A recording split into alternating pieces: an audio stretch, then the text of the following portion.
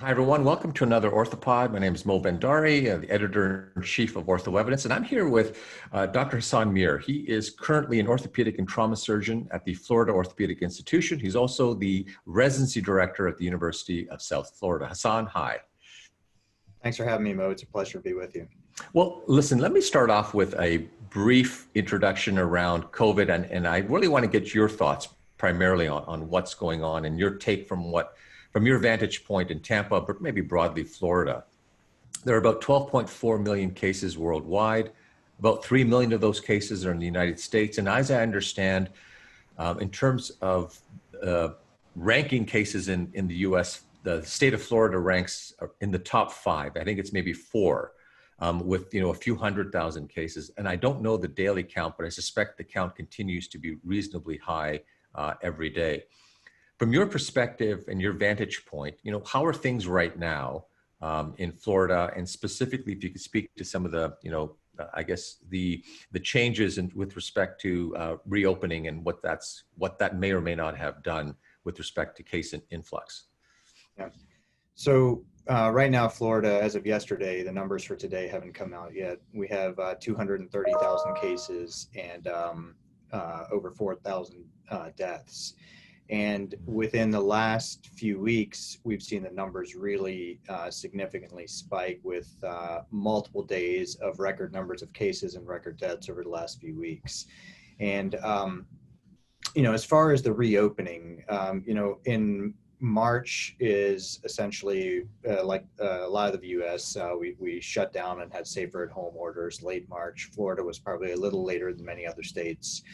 And then that continued through April. And then May is when we started our phased reopening, mid-May, and then went to a phase 2 in June.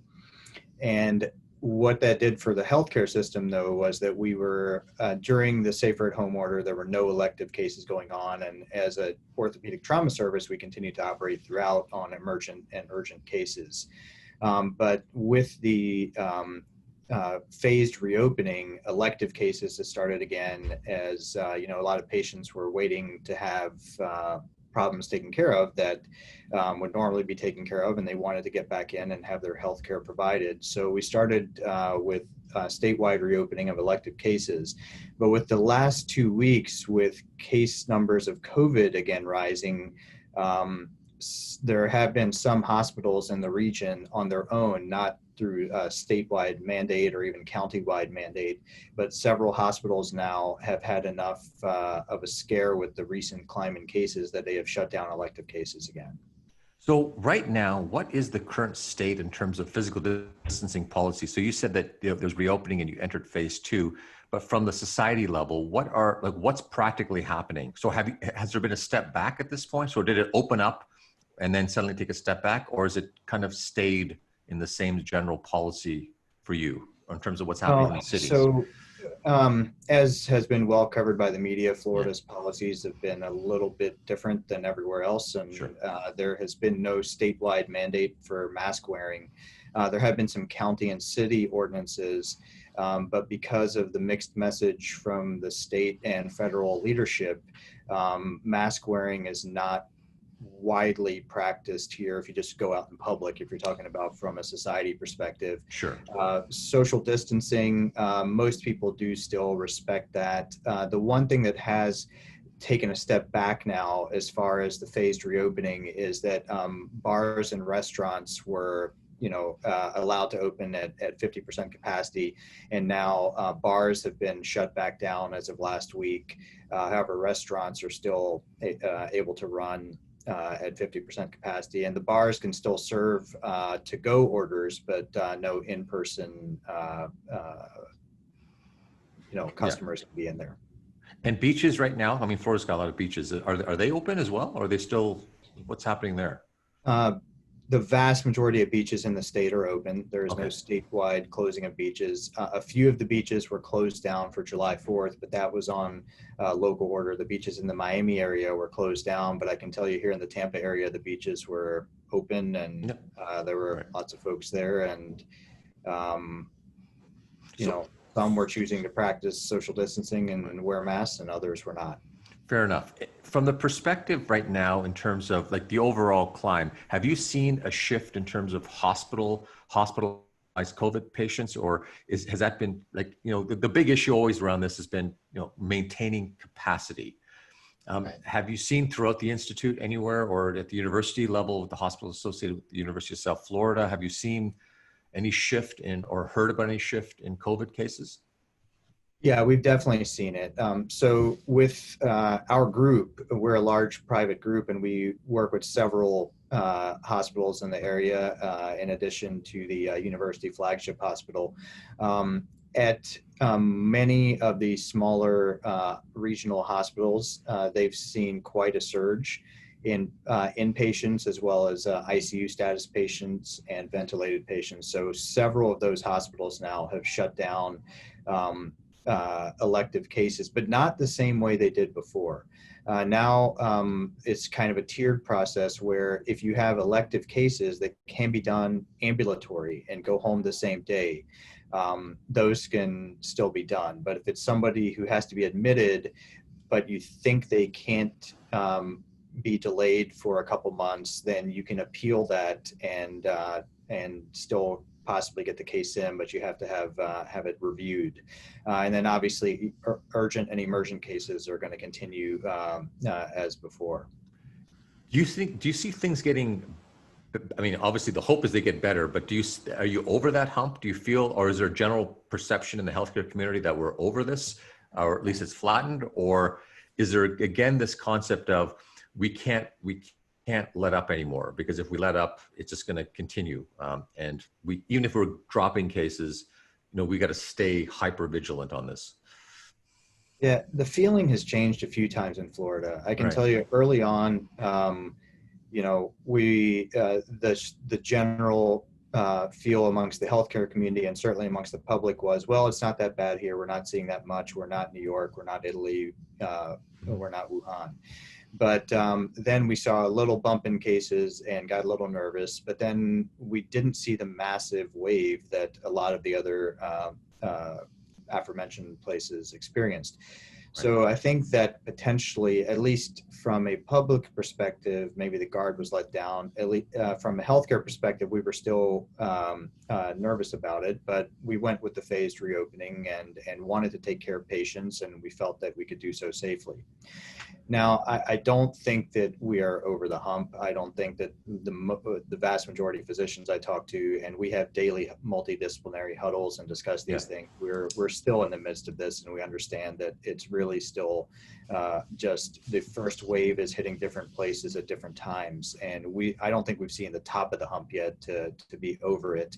And we're just proceeding cautiously. The hospitals, even if without state or federal mandates, are being responsible, keeping track of our own capabilities and shifting units when necessary, and trying to streamline the amount of patients that we have in the hospital from a surgical perspective to not utilize resources and still be able to take care of other conditions, including COVID.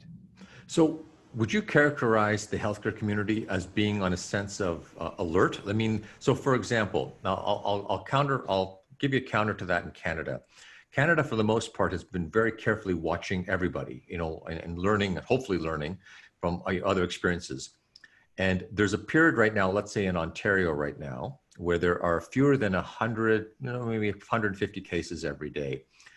And there's a sense now of people feeling that we're over it. There's been a sense of success. And there's more and more, I would say, general growing pressure in the community that we want to open. Like, let's get things going. Let's get the economy boosted.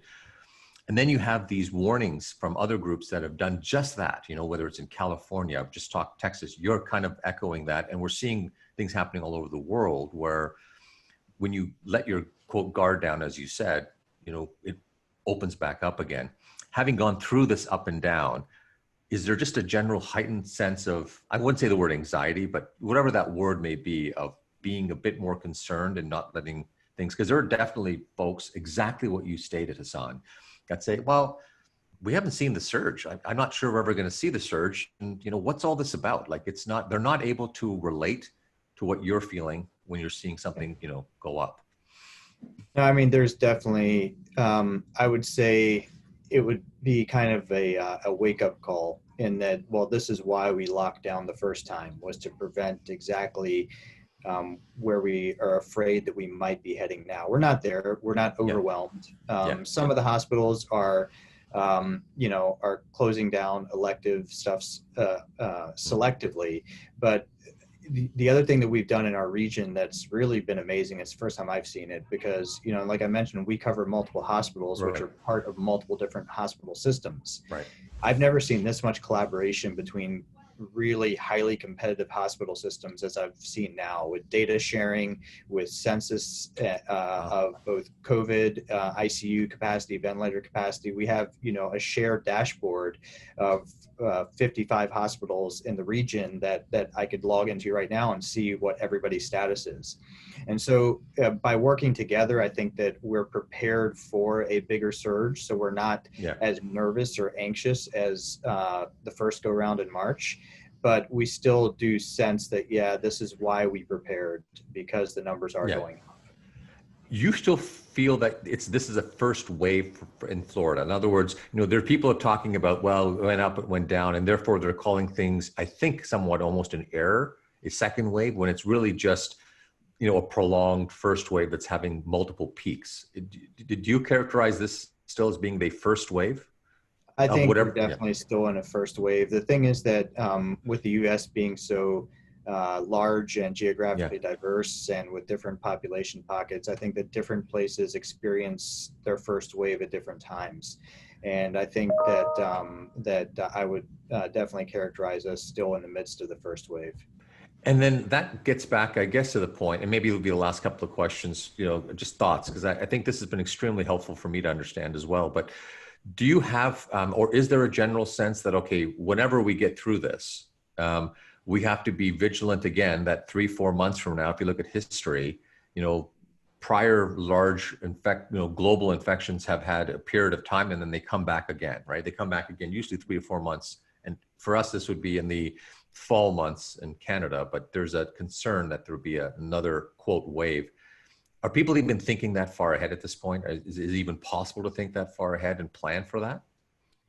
Yeah, I mean, we've certainly had those discussions, and at the hospital system level, at the group level, about, well, what happens in the fall when we have the usual flu season that's around, and then if, as we know that, there's no hope of a vaccine, I think, that soon. So now you're going to have both flu season as well as COVID cases potentially returning, and we're definitely trying to make sure that at each stage that we take the lessons that we've learned and add to them, and that way we can maintain enough capacity to keep taking care of patients who may not have urgent or emergent needs, but certainly they have conditions that significantly alter their lifestyle, their ability to work, their ability to provide.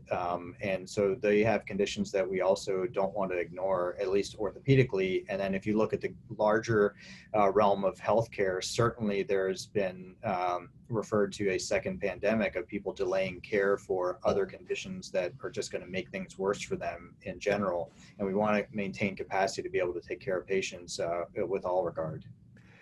And when you look back, and this is very much a hypothetical, right? This is almost, but if you think about what you've been through and what you've learned from, the experiences that have, already ensued, if this happens again in a second wave, and let's hope it doesn't, but what would be, in your mind, things that you say we absolutely have to do? Because if we don't do that, we're going to end up in the same prolonged multi-month situation where we're not able to get control. And I know, this is under the assumption, let's assume, HASSAN, that there is no vaccine. So under the assumption we don't have a vaccine in the next 3 to 4 months and something were to surge again, is this a matter again of a non-pharmacological treatment, which is just, extreme distancing again, or going into an extreme period of a, quote, even dare I say, lockdown again?